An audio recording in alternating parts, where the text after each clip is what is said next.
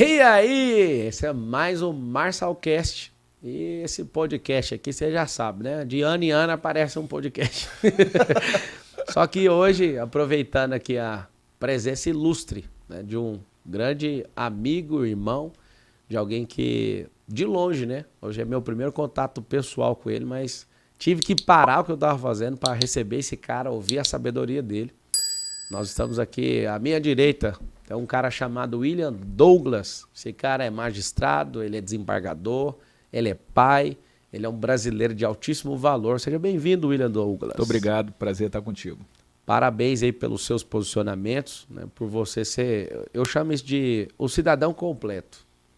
Alguém que consegue dialogar com todo mundo, alguém que tem visão espiritual clara, alguém que tem emoções bem definidas, alguém que é estudioso, alguém que gosta do progresso dos outros. É uma das pessoas de mais altíssimo valor que já sentou aqui. E à minha esquerda, né, deve ser esquerdista, Paulo Machado.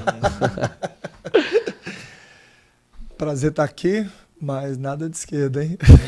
É o seguinte, precisa dessa esquerda e dessa direita, né? O que a gente não pode é perder a gestão, não pode perder nosso diálogo, né? A nação ela só vai existir se a gente tiver o diálogo de esquerda, de direita, de centro. A gente não pode emburrar, né? E o William Douglas é um cara da educação, Machado é o rei do hábito. O Machado, quando você precisar de cortar um hábito negativo, chama o Machado, que ele corta com o Machado o hábito negativo, né? Com certeza. Afinal de contas, sempre digo pra galera que o sucesso que ela não tem depende de um hábito que ela ainda não instalou. E o hábito mais fácil, né, que você pode adquirir está numa pessoa. Né? Você quer ficar estudioso, não olha nem para mim, nem para o Machado, olha para o William Douglas. E aí nós já vamos começar perguntando, vamos fazer um bate-bola aqui. William, essa paixão sua por educação, eu deveria te chamar de Vossa Excelência, doutor, o que mais que a gente chama? A gente, como jurista, tem que chamar um desembargador, o homem do TRF2, como assim que a gente vai chamar ele pelo nome? Meritíssimo, excelentíssimo. Excelente. Eu lembro da época, Marcelo, de William. Excelentíssimo senhor doutor juiz. Lembra? É assim que coloca, senão não passa, né, doutor? Por isso que o judiciário é moroso, rapaz. É frase demais, é palavra demais. Essa aí já vale o corte. Não. Excelentíssimo senhor doutor juiz de direito da primeira vara da Fazenda Pública. É isso aí mesmo. Quantas vezes a gente na faculdade de Direito não errou nisso? Fala pra mim, essa paixão sua por educação. Primeiro, o que é educação pra você? Como é que isso entrou no seu coração?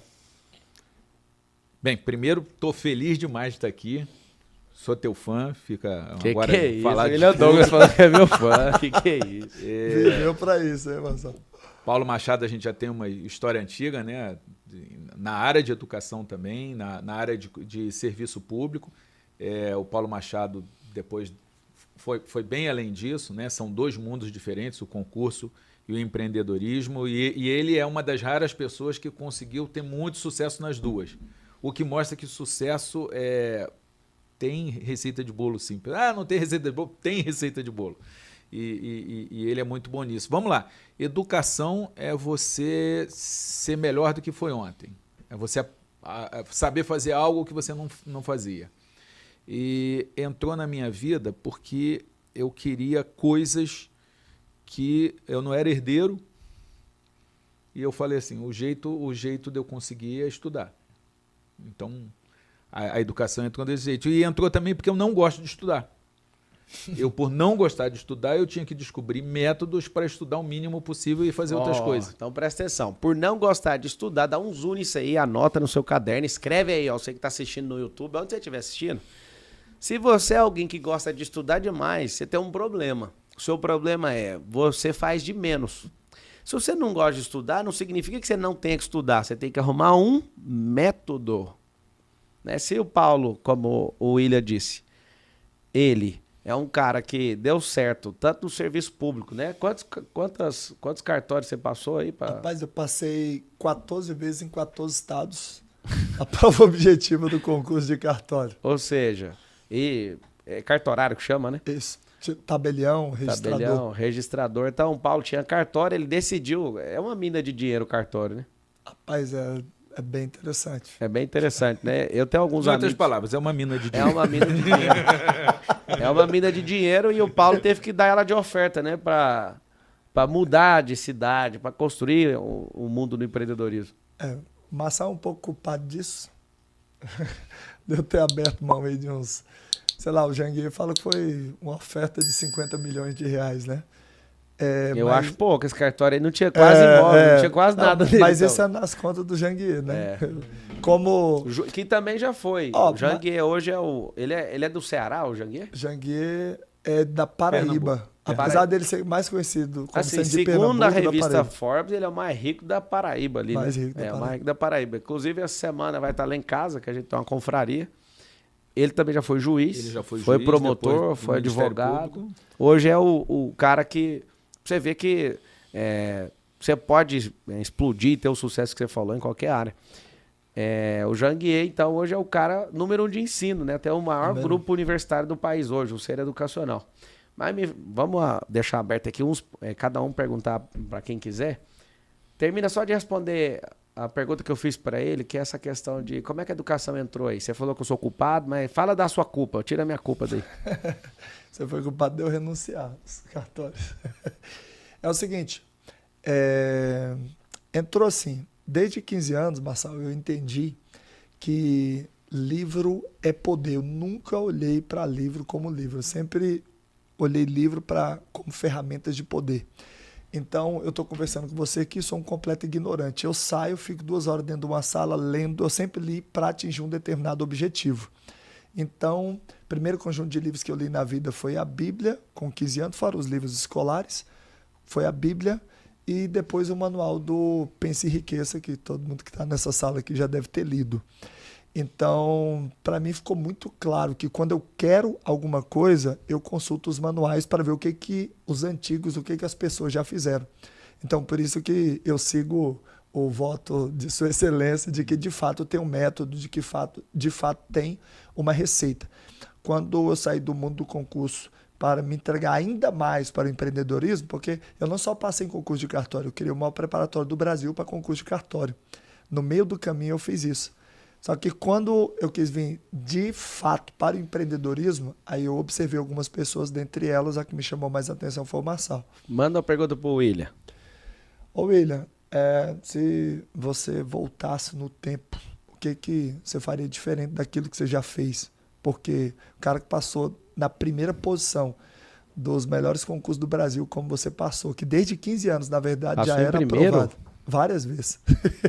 Eu fui reprovado em vários concursos e depois aprovado em vários concursos. Então, eu tive a experiência de estar dos dois lados dessa história. E isso é importante para você saber o que você tem que fazer para você sair do lado que está dando errado e ir para o lado que está dando certo. Meu amigo, essa pergunta é muito boa e ela me foi feita há uns 10 anos atrás. E eu respondi o seguinte: eu teria ido mais devagar. Então, aonde eu tô...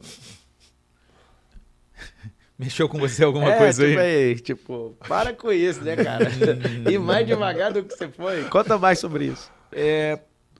Por exemplo, antes de você conquistar, você tem um negócio de querer conquistar. Aí, quando você conquista, existe um grande risco de você ficar insatisfeito. O Sun Tzu, ele fala que a arte da conquista é conquistar sem destruir. Então, a gente tem que conquistar muita coisa, mas sem destruir a saúde, sem destruir a família, sem destruir aquilo que você já conquistou. E a gente, vocês dois também devem ter esse problema, a gente quer coisa nova. Então, tem uma frase, funcionou, perdeu a graça. Eu quero alguma coisa que não funciona. Problema. Por exemplo, eu falo para o juiz que quer crescer na carreira. Qual é a vara boa para você pegar? Que tem 2 mil processos a 20 mil processos. Se você quer crescer, você tem que pegar de 20 mil, que é que tem um monte de problema para você mostrar serviço. Então, uma evolução que eu tentei buscar é curtir mais as coisas que eu tenho, sem deixar de querer outras coisas, mas curtindo, que é o contentamento que Jesus e a Bíblia fala tanto.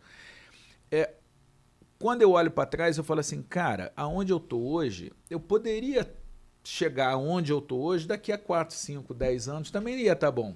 eu poderia ter curtido mais minha mãe, que minha mãe morreu de câncer, eu não curti minha mãe. Entendi. Então eu teria ido mais devagar para curtir mais meus filhos. O que isso me mudaria? Eu teria menos 5 livros publicados? Eu teria menos tantos reais na conta? Eu tenho 68 ou 69. Estou quase chegando em 70. O que eu faço, mano? Deixa eu ir em paz. Eu queria desacelerar com essa mensagem. Eu tô com 38 livros, segundo a editora aí. Eu falei, não, vou fazer o que você acabou de falar. Não, mas divide pela idade, eu acho que você tem mais livro do que eu. Não, acredito também. O primeiro foi em 8 de dezembro de 2018, mas me fala mais, porque agora eu fiquei confuso.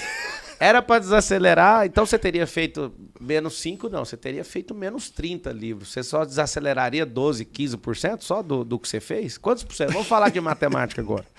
Se fosse para desacelerar. Não é desacelerar muito, não, porque eu ia ter que fazer mais coisa depois.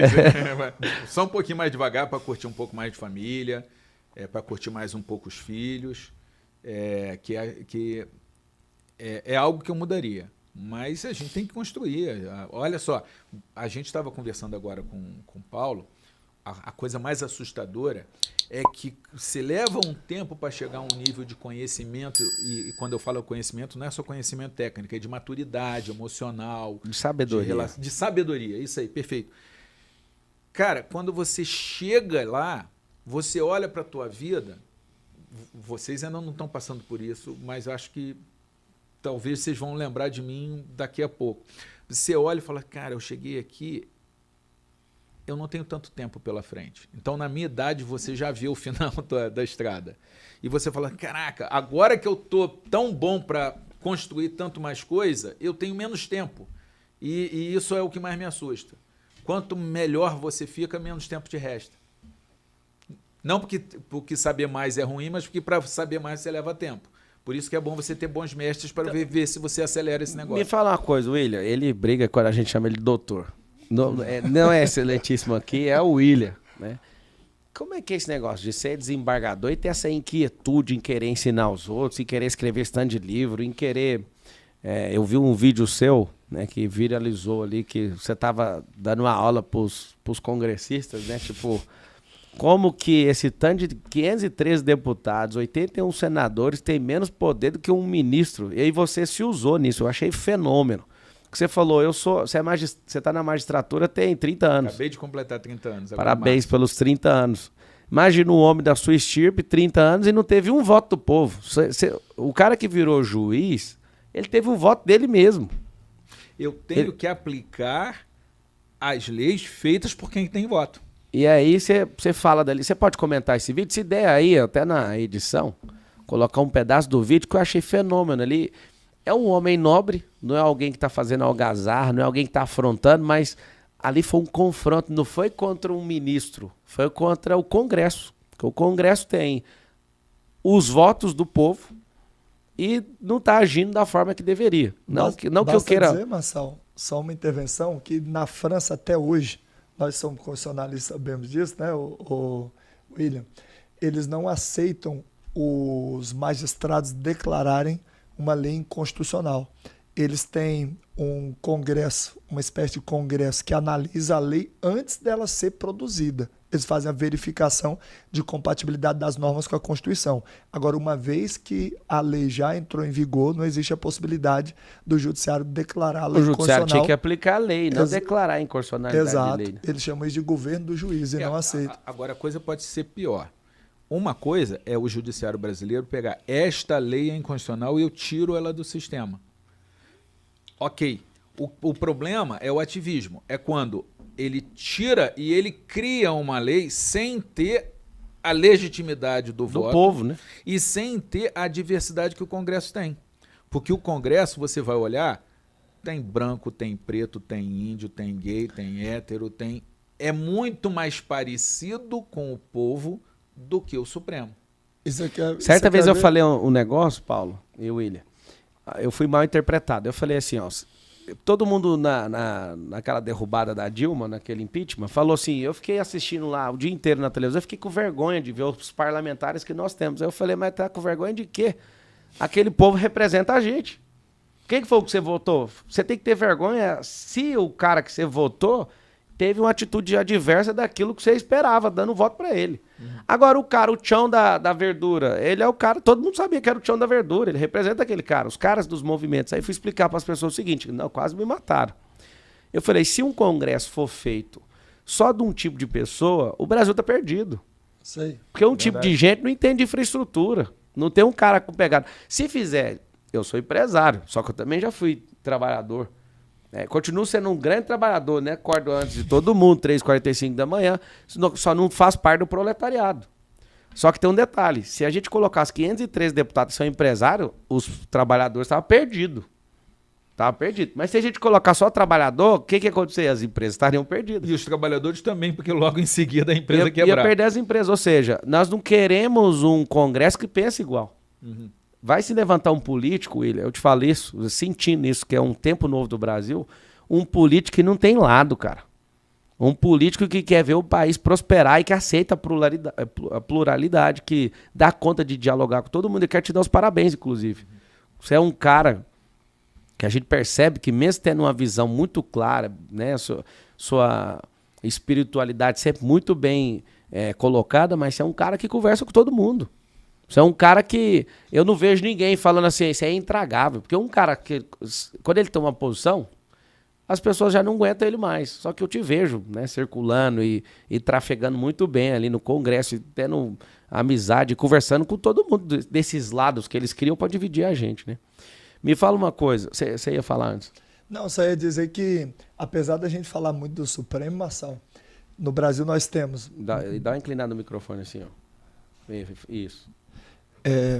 Para não ser muito prolixo aqui, mas eu tenho que falar tecnicamente agora, no Brasil a gente tem o controle abstrato de constitucionalidade e o controle difuso. Controle abstrato, ou mais especificamente concentrado, o Supremo Tribunal Federal disse se a lei é constitucional ou não. Beleza, são 11 pessoas. Agora, um juiz que acabou de passar no concurso, tem um mês que ele assumiu, ele pode pegar uma lei que foi feita pelos 513 senadores, pelos 513 deputados, pelos 81 senadores, e retirar a aplicação dela no caso concreto, ou seja, declarando ela inconstitucional. Olha que interessante. O cara com um mês de magistratura, ou seja, pelo controle difuso, o juiz ele tem mais poder ainda do que os tribunais, que precisam de respeitar algumas maiorias na hora de declarar a lei inconstitucional. É muito louco. Agora, deixa eu fazer a pergunta. Vai lá. Liberou para um perguntar para o outro.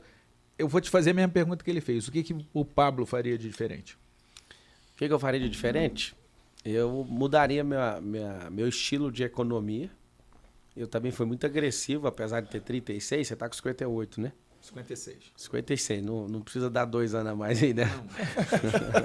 espera um pouquinho. O que eu faria diferente é o seguinte, coisas concretas. Eu me mudaria para São Paulo mais rápido. Eu também. Primeira coisa, eu teria feito isso. Segunda coisa, eu não teria feito a faculdade de Direito. Porque, infelizmente, eu fui levado ali... Eu queria ser engenheiro. E aí, acabei não passando em Biologia na Faculdade Federal. Não tinha condição. Então, aquilo... um amigo acabou me levando. Vamos ali fazer um vestibular ali. Daqueles que você leva a identidade, né? Na faculdade particular. Eu acabei fazendo Direito. E ali fui colocando sonhos novos, né? Tinha sonho ali dentro... No início da Faculdade de Direito, de ser delegado da Polícia Federal, de ser juiz, né? Teve esses sonhos. Aí um dia eu coloquei na minha cabeça que eu ia ser o melhor advogado do Brasil. Acabei que eu não fiz nada disso. Fui picado pelo Rica Vírus, que é o empreendedorismo. Acabei me tornando executivo mais novo ali da Brasil Telecom, na época, fiquei quase 8 anos. Só que no empreendedorismo eu falei, aqui que eu vou. Né? E desde então, eu tenho transformado milhões de pessoas. E o que eu faria diferente? Eu casaria mais cedo com a minha esposa, casei com 21 anos, eu teria casado aos 18, se eu soubesse que era isso aqui mesmo. Porque eu amadureci, o maior problema que um homem arruma na vida é uma mulher. Que ele arruma uma mulher, uma esposa, né, propriamente dito, ele tem que arrumar um problema que é manter uma casa, ele tem que trabalhar dobrado, ele tem que arrumar menino, ele tem que fazer muita coisa funcionar, ele tem que se guardar, ele tem que se proteger. Então o maior problema que o cara arruma na vida não é a mulher ser o problema, é ele tem que virar homem. Então eu teria antecipado certas coisas. Vim para São Paulo, não ter feito direito, casado mais cedo. Nós casamos virgem, né? Ela também, então eu... nada contra, porque aí já começa alguém a comentar ali. Não falei nada disso. Só da minha vida e da minha mulher. Sua escolha. É a minha escolha. As renúncias que eu fiz para conseguir isso. Seu corpo, suas regras. Meu corpo, minhas regras, gostei disso. Então, assim, eu teria antecipado certas coisas. Mas como a gente não mudou o passado, eu vou me ensinar para que pessoas não levem tanto tempo, William. Então, a minha forma de resolver o meu passado, nesses aspectos, como eu não consigo resolver, é resolvendo das pessoas que estão assistindo. De tipo, peraí, por que você tem medo, por exemplo, de sair desse emprego e empreender? Por que você tem medo, por exemplo, de não passar num concurso? Ah, Pablo, você não é contra concurso? Não sou bobo, hein? O Estado não funciona se não tiver concurso público. Agora, qual que é seu medo? Na verdade, a gente estava falando mais cedo sobre medo e coragem. O que a gente precisa é ter coragem. Coragem é só para quem tem medo. Se não tiver, você vai lá e faz. Então, aumenta seu nível de coragem. Naquilo que você acredita, faça, nem que seja uma experiência.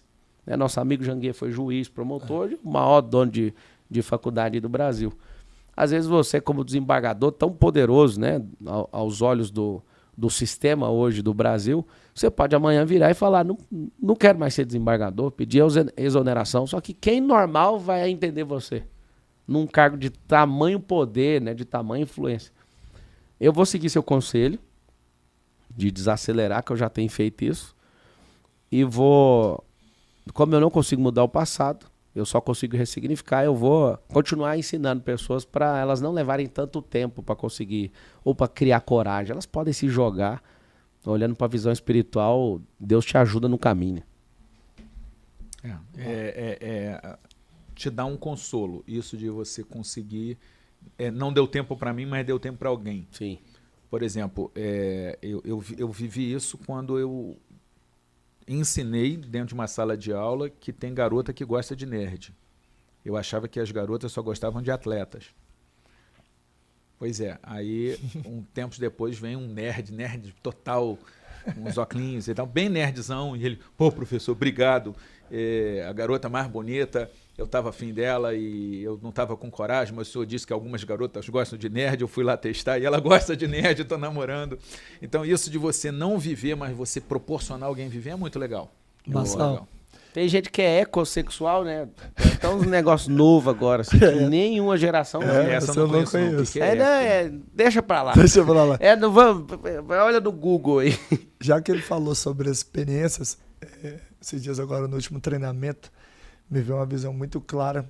Fiz pro pessoal o seguinte: álbum da minha vida.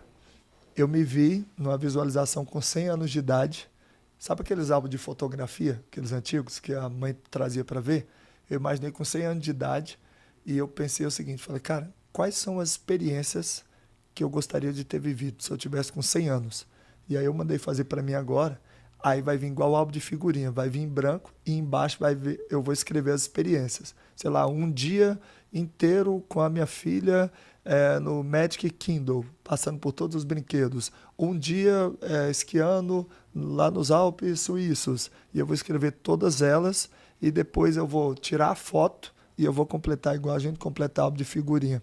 Eu acredito que isso vai me trazer presença para aquelas experiências inesquecíveis que eu quero ter para a minha vida. Boa. Isso aí na gestão chama presenteísmo. Só para você entender, o funcionário que comparece, ele não é presenteísta. Ele é presente, mas ele não é altamente produtivo. Então a gente pode conviver com os nossos filhos e não dar resultado. Não ter aderência ao processo, né? Então o cara, eu tenho 10 colaboradores, né, no exemplo. Os 10 comparecem, mas eles não produzem, eles não são presenteístas. Eu achei fenômeno. Isso aí é um negócio a se copiar hoje mesmo. Eu corri esse risco, mas como nós somos sócios agora, tá tudo certo. Então, pode passar. Sabe o que é? E aí, Marçal, eu quero que a gente, inclusive, faça um ritual com a família final do ano, porque assim a gente faz o álbum do ano. Né? Você tem, por exemplo, o Jogo da Vida lá. Então, no final do ano, todo mundo, cara, você completou o álbum da sua vida esse ano, acredito que vai ser bem forte. Para ter muito presença. Porque ele falou de uma coisa, Marçal, que ele não fazia, mas que você faz e que você briga para todo mundo. E antes de andar com o Marçal, sinceramente, eu não acreditava piamente nessa história dele do desfrute. Eu falei, não, o Marçal acorda muito cedo e tal, mas o que eu percebi? O Marçal acorda cedo e ele resolve a vida dele até 9 horas. Aí depois, cara, é estado de criatividade absoluto. Então, o Marçal, ele tem presença para isso. E lá no meu mapinha do hábito, que eu coloquei? Porque eu era um cara extremamente trabalhador, então por isso que essa mensagem dele de desfrute me incomodava. Aí eu coloquei lá, diversão. Mensagem não é minha, não. A mensagem é de Gênesis. Deus criou tudo e falou, agora vamos desfrutar. Não foi eu que criei. Se fosse eu, seria até frágil essa teoria, né? Mas é a prática. O descanso, todo mundo acha que Deus cansou de ser mestre de obra. No latim não, no grego, né? Na raiz da palavra, no grego não, no hebraico. É desfrute, descanso é igual a desfrute. Não foi eu que criei. Após a sua finalização, Paulo, eu quero propor a gente falar do futuro. Futuro do Brasil, futuro dessa geração. Acho que tem mentes brilhantes aqui nesse podcast para a gente tratar isso com velocidade, o futuro. Finalizando, a gente já passa para essa pauta. Não, finalizando é que no mapa do hábito eu coloco lá para mim diversão. Aí eu coloco assim, 15 minutos. Então todo dia eu vou lá e metrifico se eu me divertir. Lógico que os 15 minutos é só uma isca para eu poder ir para ter mais tempo. Relacionamento com pais, esposa, a maioria das coisas que a gente diz que a gente não consegue fazer não tem a ver com indisciplina. Na verdade, disciplina, Marçal, é uma coisa que eu uso como... se a pessoa está precisando de disciplina o tempo todo, é que ela não entende de instalação de hábito. Hábito tem a ver com pessoas e com ambientes.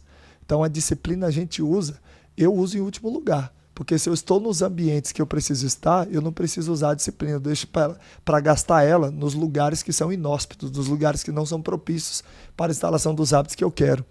Então, por isso que hoje eu consigo mandar mensagem para minha mãe, para o meu pai, porque eu também metrifico. Vou te mostrar uma aqui que já tem... A minha esposa tá me ligando aqui, ó. Eu vou correr um risco aqui, peraí. Oi, lindinha. Eu tô no podcast aqui com o ilustríssimo... Senhor doutor juiz. Senhor doutor. Minha filha. Papai tá indo. Eu tô gravando um podcast aqui e aí a gente já vai almoçar. Segura um pouquinho aí. Ó. Viu? É que ela tá te mostrando que ela pintou o braço chique com a canetinha rosa. Me manda a foto, minha filha amada. Tá? Já tô indo. Beijo. Desculpa o atraso aí. A gente almoça todo dia. Todos os dias, é um ato religioso. E sabe quanto tempo tem? 9 anos. Esse hábito tem uns 400 dias e foi vendo o Marçal fazendo. Vocês só tem um problema com o Machado. Machado é chato com metrificação. Eu metrifico até sexo com a esposa. Aí pra você ver, dizendo ele que tá ganhando, nós temos que perguntar a esposa. Vamos falar sobre o futuro? Bora. Deixa eu só falar. Pode falar. Eu li uma vez que a punição de quem não gosta de política é ser governado por quem gosta de política. Uau. E essa não é minha, essa é antiga. Sob serviço público, a punição de quem não valoriza o serviço público é receber serviço público ruim. Boa. Então, o que a gente tem que pensar cara, eu tenho que cuidar da formação, da escolha, o concurso, da formação e da motivação dos fiscais, dos policiais, dos juízes, porque esses caras são os caras que mais podem infernizar a minha vida.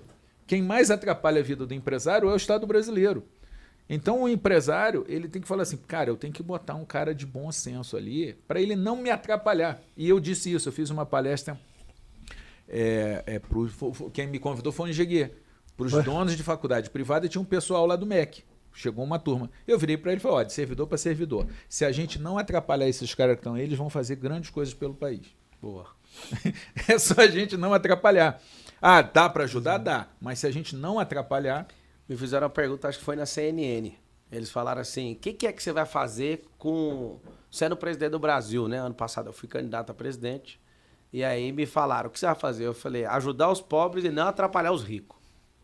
Não precisa ajudar rico. Não precisa, vamos fazer isso pelos ricos. Não. Nós precisamos de fazer pobre ter casa, nós vamos fazer infraestrutura para o pobre. Quando você fala pobre, é para tirar ele da pobreza. Porque se você não fizer infraestrutura, você não tira o pobre da pobreza. Perfeito. Então, vamos investir em turismo. Não é o turismo, é infraestrutura. Porque não tem infraestrutura para o povo vir para cá. Então, esse é o que eu fazer. O que eu quero desafiar vocês aqui, depois nós vamos para o ping-pong. Seguinte, vamos falar de futurologia. Vamos falar do futuro desse país, esse futuro da geração. Eu vou trazer uma pílula e queria que cada um trouxesse bem rápido pra gente ir girando isso na mesa. Top. Vou trazer uma. Eu vi uma pesquisa falando que de 5 a 10 anos a inteligência artificial vai matar a humanidade. O que vocês acham disso? Eu acredito que o ser humano sempre se reinventa e vai usar ela a favor. Eu tô querendo achar a Sarah Connor. O que é isso? Conta pra nós. Coisa de Do nerd. Terminator, aquela loura que vem, que tem o filho. Ah, do Exterminador do É. Futuro. Eu tô esperando ela Você quer a chegar. resposta? Sabe o que eu vejo? A humanidade ela ficou hipnotizada quando ela viu a impressão, o jornal Sim. impresso. Depois ela foi para um outro nível depois que viu o rádio. Depois ela subiu num nível assustador quando viu a televisão, a multimídia funcionando. Agora, com o celular, eu acho que a humanidade já perdeu. Com inteligência artificial, o Machado e o William, ninguém vai pensar mais, cara. Há 20 anos atrás, peraí, pra eu não falar doideira aqui. Tem 10 anos que eu saí da Brasileirão, eu fiquei 8, então é 18. Há 18 anos atrás eu ouvi um cara, que era meu chefe, falar assim, ó, o futuro do ensino vai ser microconteúdo. Aí eu falei, que dia? Há 17 anos atrás, exatamente, eu era instrutor de treinamento no grupo Brasil Telecom, que acabou virando o grupo 8 depois. Ele falou assim, ó, essas aulas de 40 minutos, isso não vai existir no futuro. E eu fui o primeiro cara, né, do contexto de AD, desses mais famosos aí, a construir conteúdos e que as aulas têm 2 minutos, 3 minutos, 4. E as aulas os caras têm que ficar repetindo ela, porque são aulas pesadas, né, com instrução, com método, com experiência. Aula rápida. E aí, teve um dia que eu fiquei chocado porque ele contou o futuro para mim, eu não acreditei. O futuro do ensino é microconteúdo. E aí o que eu vejo? O futuro da civilização e da educação vai, sem dúvida nenhuma, vai ser, ninguém mais vai estudar. Neuralink na cabeça, disponibilidade de dados, não precisa pensar porque a inteligência artificial pensa. Eu já peguei gente aqui na minha plateia, eu gosto de responder pergunta, o cara pegando a inteligência artificial para fazer pergunta para mim. Me fala a sua visão, como é que vai ser o futuro? Eu também tenho essa preocupação. As pessoas estão perdendo essa capacidade de pensar. E o futuro ainda está para ser escrito.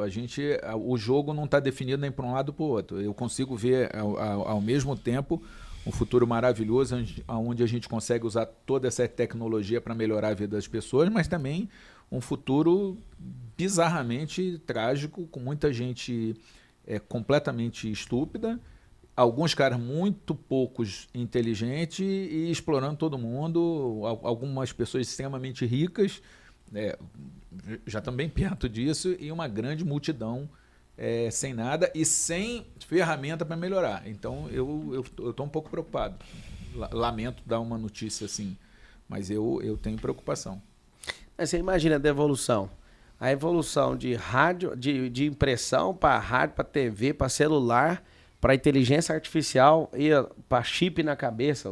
O Elon Musk acabou de pegar essa autorização, né, para implantar chip oficialmente na cabeça de alguém. Qual que é a sua preocupação em relação ao futuro? É certeza que a gente vai ter um exército de zumbis. Vai ter na verdade, a gente já vive num exército de zumbis. Nós 3 aqui somos pensadores. E eu já percebi uma coisa. Pessoas lá em 1500, esses dias eu tive em Milão, e aí, cara, ver o que Leonardo da Vinci dominar 16 áreas, e hoje em dia o pessoal falar de ser especialista. Uma vez a gente tava brincando sobre ser especialista, aí eu lembro que uma professora falou assim, ó, cuidado, a especialização vai te levar à burrice. E é o que eu vejo as pessoas fazendo hoje. Uma professora lá de Brasília. E aí ela falou assim, porque às vezes o cara é muito bom ali no direito constitucional, só que não sabe nada de português. E a vida é uma junção de coisas. Então o Leonardo da Vinci já dominava lá, já falou de helicóptero, cara, 500 anos atrás.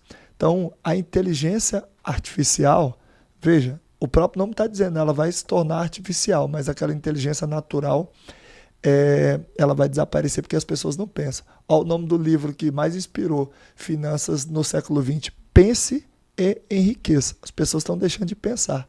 E vai deixar de enriquecer por causa disso. Então chega a ser piada, assim, a gente perceber o domínio de quem pensa sobre quem não pensa, né, Marcelo? Porque é surreal isso. Traz um tema aí. O William Douglas, que não gosta de ser chamado de doutor, mas é desembargador do TRF2, dos homens de altíssimo valor e de influência nesse país.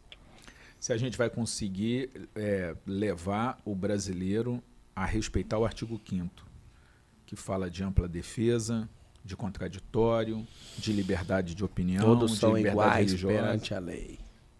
Constituição Zona. A gente hoje tem que dar aula de direito constitucional básico. Leia o artigo 5º e cumpra.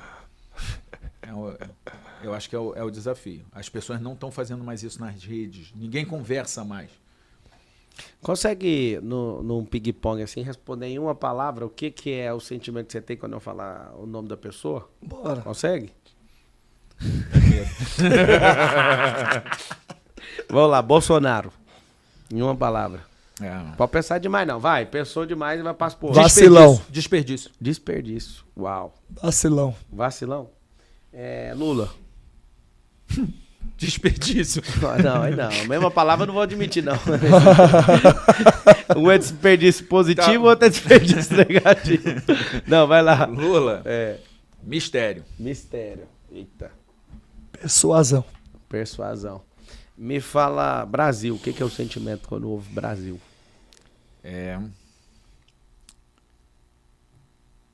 Não consigo. Não consigo.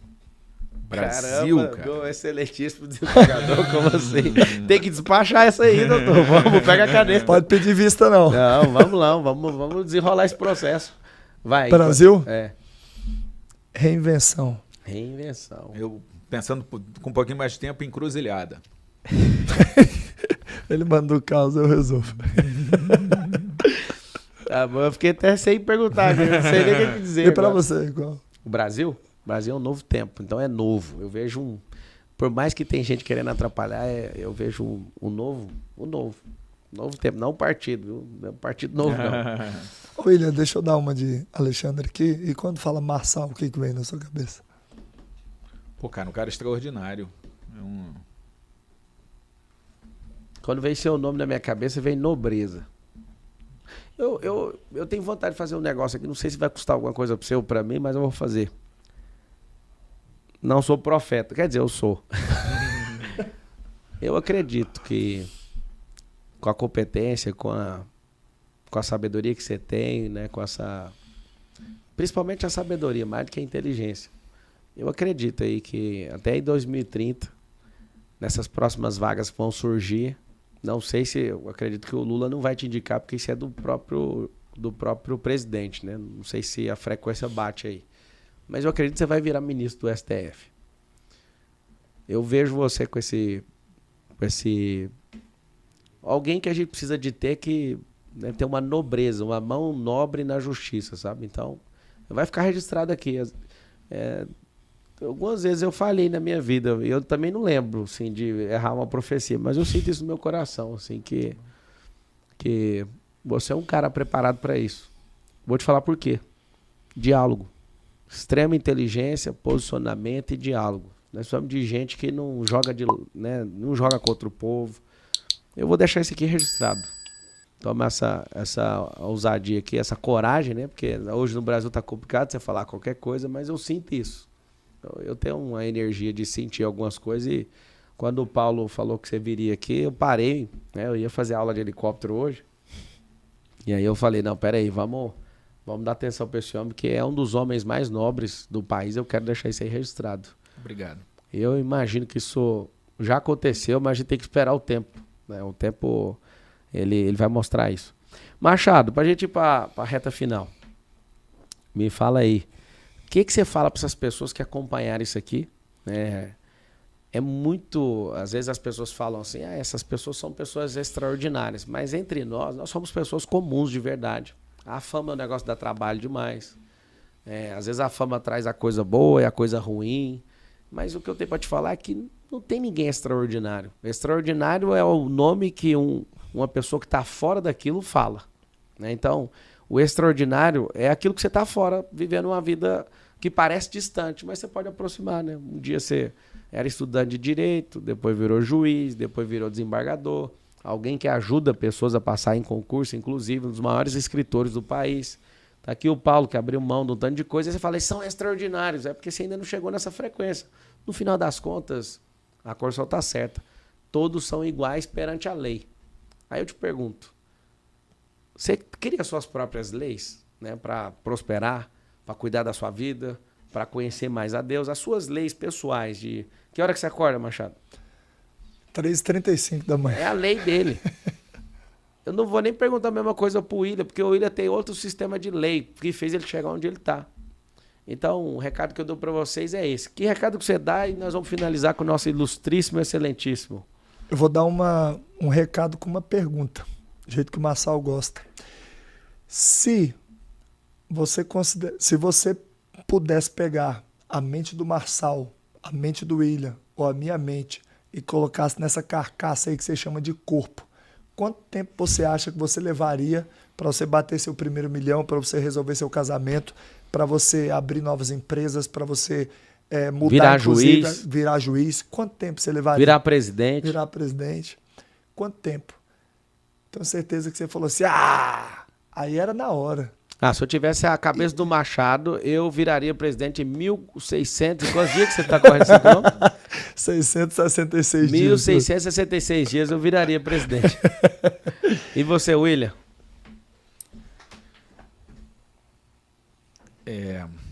Repete a pergunta. A pergunta é, as pessoas estão assistindo, o que você passa de recado para eles? O que você com a sua sabedoria, eu já peguei uma sua forte, desacelerar. Eu tenho um desfrute altíssimo, eu não cumpro o cargo horário, não gosto de ficar sentado em mesa, não tem gaveta na empresa aqui inteira, você olha, você não vai achar gaveta. Nós somos um povo muito desenrolado.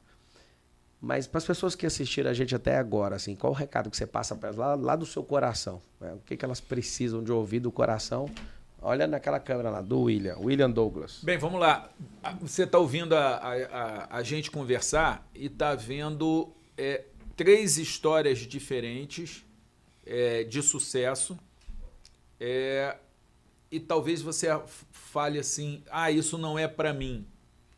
E eu falei do extraordinário. Na verdade, foi bom que você falou que o que a gente realmente tem de extraordinário não é a gente. O que você pode ter de extraordinário, é a sabedoria, alguém, e alguém vai te ensinar o que fazer. Eu quero adquirir hábitos, eu quero que hábitos consigam mudar a minha vida. Opa, procura lá o Machado. No teu caso, você faz tanta coisa, cria tanta coisa, que eu não vou nem fazer a lista aqui. Mas, por exemplo, a questão da educação, a questão de você sair e empreender, existe esse conhecimento. Aí é que está. Eu diria que você tenha a faca e o queijo na mão, você tem um país que te dá, com todos os defeitos do Brasil, o Brasil te dá muita chance de crescimento, e você tem um conhecimento. Agora, você tem que ter a fome. Então, o meu medo é quando você que está aí, você tem a vontade e acha que não é para você. Ou tem a vontade e não está disposto a fazer, a pagar o preço. Porque todo mundo paga preço. Para ele estar lá os 1.600 tantos o dia, tem um preço. Você está onde você está, tem um preço. Às vezes o preço é de risco. Que você saiu de um lugar onde você estava confortável. Ele saiu de um lugar, o Janguier saiu de um lugar onde estava confortável. Agora, para terminar, eu diria o seguinte, tem uma coisa extraordinária que talvez a gente não tenha falado muito, mas pode ter certeza que a gente pensa bastante. Existe um Deus que te ama, que tem um plano para a sua vida e que gosta de intimidade e relacionamento. Então, se você parar para conversar mais tempo com qualquer um de nós três sabemos que teve um Deus que fez diferença na nossa vida, e esse Amém. Deus, ele ama todo mundo. A lei, todos são iguais perante a lei, tem uma frase: Deus te ama todo mundo. Deus te ama e tem um plano para a sua vida. E se você quiser falar disso, pode procurar qualquer um dos 3 que a gente vai falar mais. Então, acho que você devia buscar o extraordinário que tem em você, o extraordinário que tem na sabedoria com ação e o extraordinário que tem no sobrenatural de Deus. William Douglas, Paulo Machado, meu recado para você é: vá cuidar da sua vida. Ela é muito importante. Sabe o que eu amo na internet? É que se não fosse a internet, não fosse esses movimentos aqui, talvez você nunca ouviria um desembargador te ensinar alguma coisa. Porque em todos os tempos, os desembargadores ficavam na deles. Se não fosse a internet, você nunca ia ouvir um bilionário falar, talvez. Nunca. E hoje você está vendo todos eles se posicionando, ensinando. Eu amo esse negócio. Esse negócio aqui pode matar você, vendo pornografia, fazendo um tanto de coisa, mas também pode te abençoar muito se você souber usar. Então, fica meu beijo aí. no coração da sua família, que você prospere. Ah, Pablo, eu gostei demais desse podcast. Indica ele, comenta aí, coloca aí quem que você quer que eu traga aqui. Se vocês não colocarem pressão, aí já sabe, eu não vou ficar chamando ninguém mesmo. Eu gosto de mostrar gente de alto valor, não tô uma preguiça. Se você quiser anotar uma preguiça pessoal que eu tenho, é chamar só a pessoa porque ela é famosa. Isso pra mim tanto fez, tanto faz. O que eu quero é gerar valor na vida de vocês e que Deus possa te abençoar. Vou ficar com essa mensagem do William, que no final das contas, se você não entender como é que todas as coisas se movem, né, que existe um Deus, não por trás, mas em tudo, né, você pode conquistar tudo, mas você não vai ter nada. Então, busca o Senhor, né? Fala você com Ele na sua sinceridade aí. Tamo juntos até depois do fim. Meu irmão William, meu irmão Paulo Machado, tamo juntos. Valeu. Um abraço.